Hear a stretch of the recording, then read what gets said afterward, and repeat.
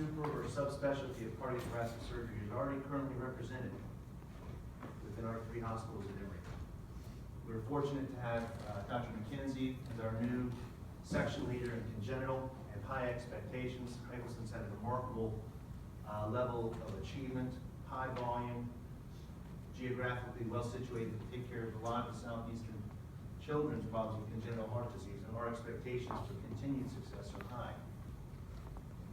Dr. Force has put a great team together with expertise in benign and thoracic oncology as well as minimally invasive approaches, including robotics and VATS, with the addition of Dr. Javier for lung transplantation.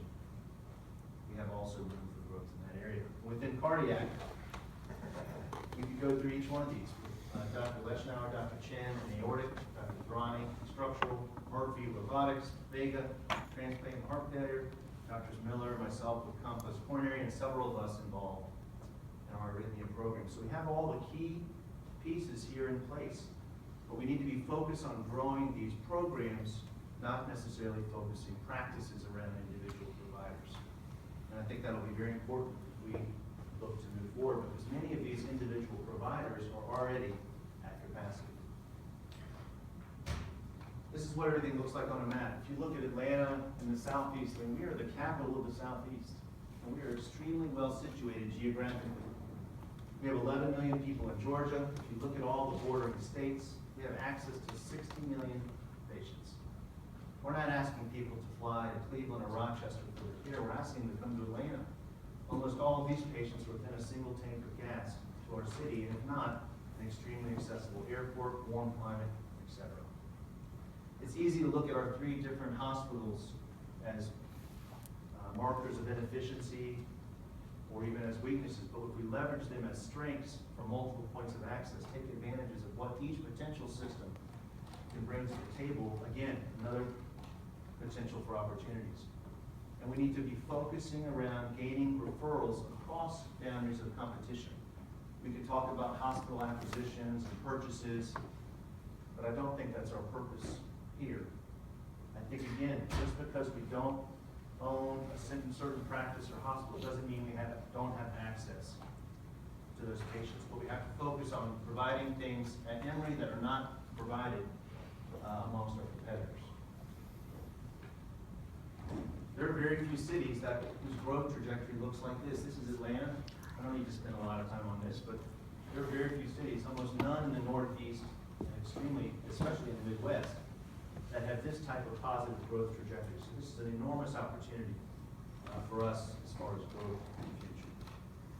If we look specifically at the robotic mitral valve practice, this is led mostly by Dr. Murphy. You can see we get a lot of patients from the state of Georgia, again, across boundaries of competition. But almost half of his referral pattern is from outside or even our own state.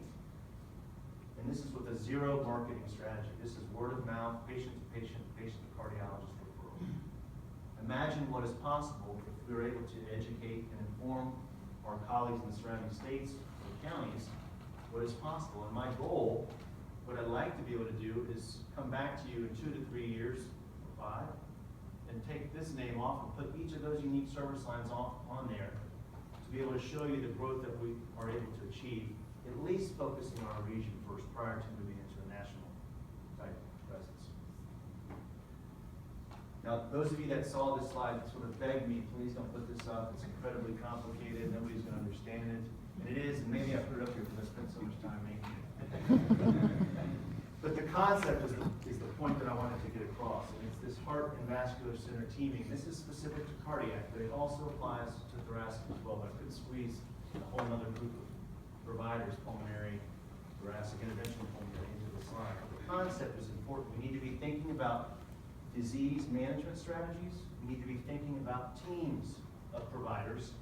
Again, not individual providers, but teams of providers.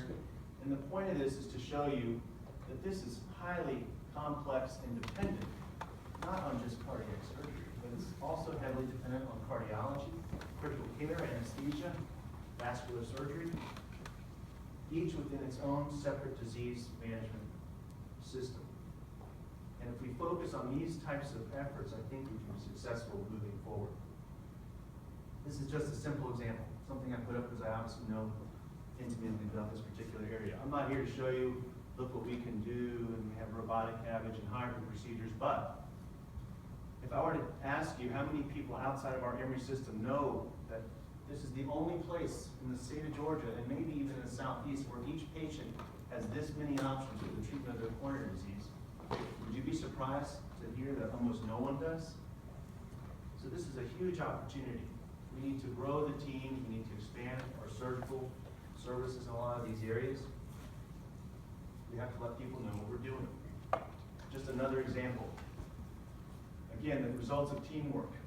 These are low volumes. I mean, I'm not trying to say, look how amazing these volumes are. It's the trends that I think are important. If I showed you 2014 backwards to around 2008, 2009, the numbers of ablation procedures surgically were completely flat. I would also tell you during that time there was very little interaction or collaboration between EP and cardiac surgery. But starting in 2015, we started working together.